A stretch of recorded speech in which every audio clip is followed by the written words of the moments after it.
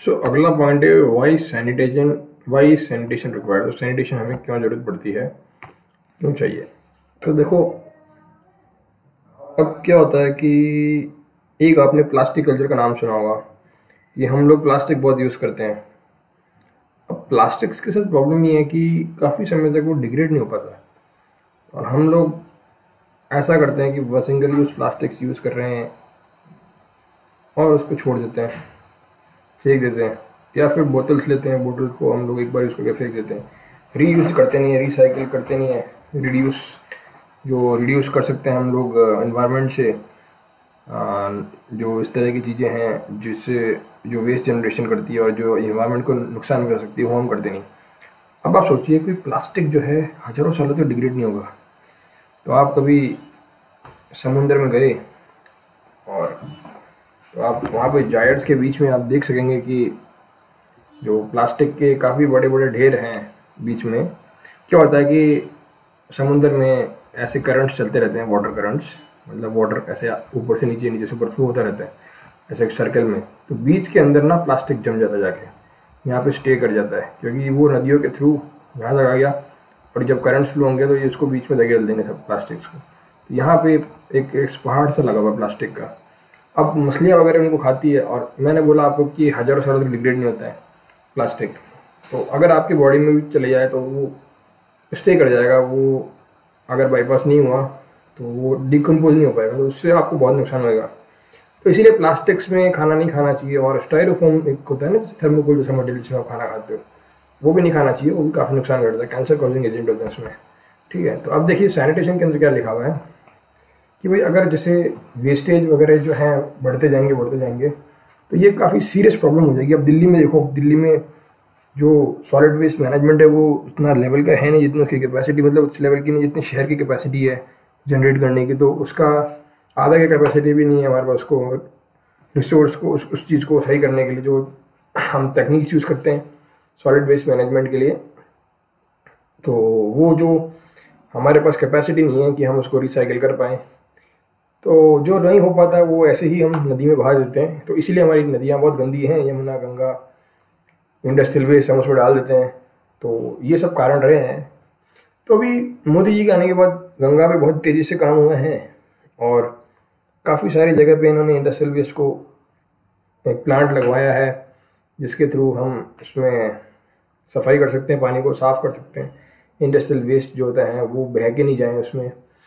तो देखो, अब आप देखेंगे समाज में कई लोग पानी की सही नहीं मिलता है तो बीमार हो जाते हैं, कुछ प्रॉब्लम हो जाती है, कुछ बीमारियाँ हो जाती है, जैसे children, youth and Elder in beaker section who have less immunity. तो इन लोगों के पास इम्यूनिटी कम होती है, बच्चे या जो वीकर सेक्शन के लोग हैं उनमें इम्यूनिटी कम होती है, बिकॉज उनको अच्छा से खाना नहीं मिल पाता, और वो लोग कुछ ना कुछ डिजीज़ से सफ़र कर रहे होते हैं। अब इनके पास इतना पैसा तो है नहीं कि वो फिल्टर लगा लेंगे, तो वो अफोर्ड नहीं कर पाते, तो इसीलिए वो जो है सीधे से पानी पी लेते हैं। तो अगर उसमें कुछ प्रॉब्लम हुई तो ये लोग सबसे ज़्यादा इफेक्ट करते हैं। तो these factor are the main cause of spread of disease. तो ये सारे फैक्टर्स जो हैं कि हम जो हैं बहुत सारे वेस्ट जो जनरेट कर रहे हैं और उसको बिना प्रोसेस करे हम लोग उसको फेंक रहे हैं, तो इसके कारण काफ़ी डिजीज़ जनरेट हो रहे हैं। तो इसीलिए गवर्नमेंट कहती है कि सब जो कचरा आपको डालते हैं तो डिफ्रेंशिएट कर दीजिए कि ऑर्गेनिक कचरा जो है, मतलब कि जो सब्जियों का कचरा है, जो फ्रूट्स का कचरा है,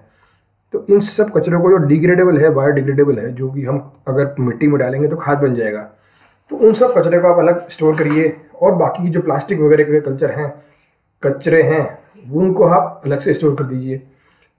इससे क्या होगा कि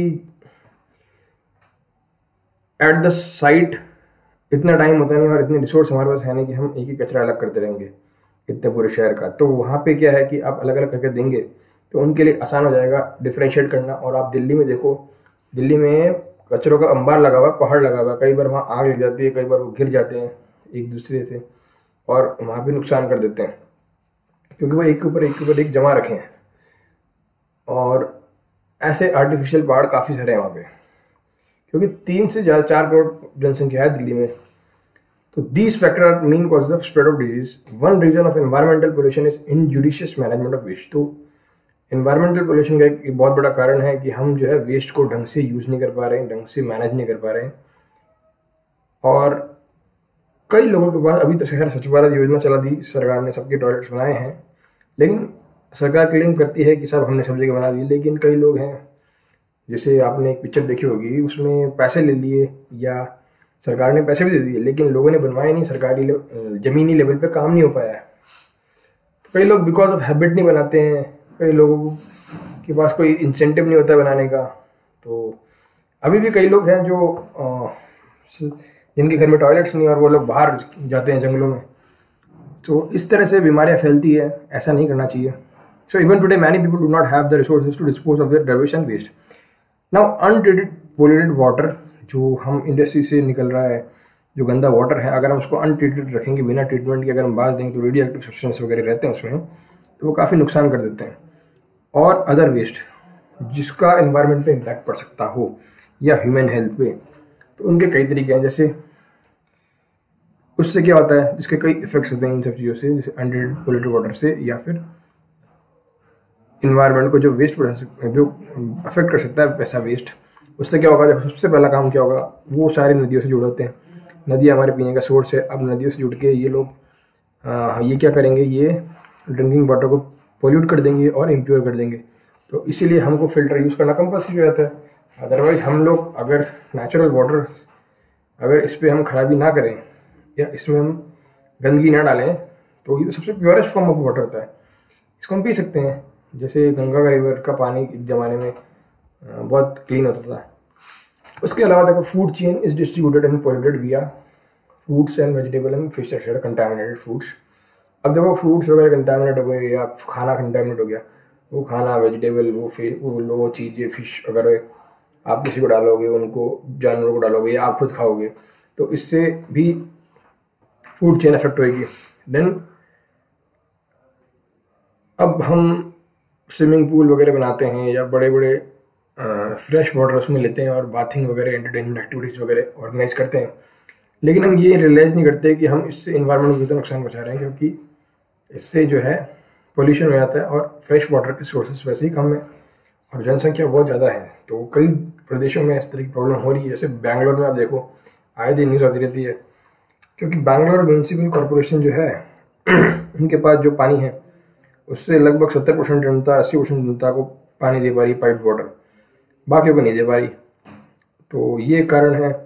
और मैनेजमेंट नहीं है वहाँ पे भी सॉलिड वेस्ट का, तो कई बार आग वाग लग जाती है। इस तरह के इंसिडेंट्स होते रहते हैं दिल्ली में भी। So spread and increase of flies and several other insect spread disease. तो इस तरह से अगर आप गंदगी रखोगे, पानी जमा हो जाएगा बारिश का, और ऐसे गंदगी आप सॉलिड वेस्ट मैनेजमेंट प्रॉपरली कर नहीं पा रहे हो, तो इससे क्या होगा कि इंसेक्ट्स वगैरह जन्म लेंगे और डिजीजेस फैलाएंगे। So when human being destroy their waste properly, hygiene and good health prevails, resulting in good health. तो जब हम प्रॉपरली डिस्ट्रॉय कर देंगे वेस्ट को और हाइजीनिक लाइफ और हाइजीनिक लाइफस्टाइल की तरफ जाएंगे, तो हमें गुड हेल्थ भी मिलेगी। ठीक है, तो ये कुछ पॉइंट्स थे, 4 पॉइंट, जिनको आप एग्जाम में भी लिख सकते हैं कि अनट्रीटेड पोल्यूटेड वाटर से इन्वायरमेंट को क्या नुकसान होते हैं और हमें क्या नुकसान आते हैं। तो अगला है टाइप्स ऑफ सैनिटाइजेशन, तो ये हम अगले वीडियो में करते हैं।